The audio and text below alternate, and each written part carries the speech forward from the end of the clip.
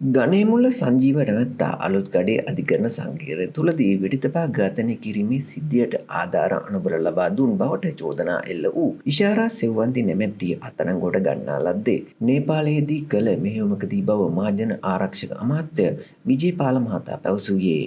ඉෂාරා සෙව්වන්ති සමග තවත් පුද්ගලයන් 5 දෙනෙකුද අත්අඩංගුවට ගෙන ඇති බව අමාත්‍යවරයා පැවසුවේය.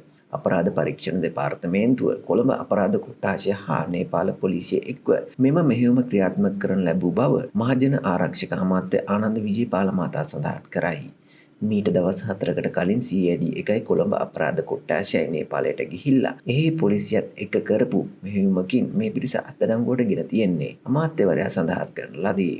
සෙව්වන්ති අත්අඩංගුවට ගැනීමට රට පුරා මෙහෙයුම් සිදු කළද ඇය සැඟවී සිටි බව කියන ස්ථාන රැසක් පොලිසිය විසින් පරීක්ෂා කරන ලදී.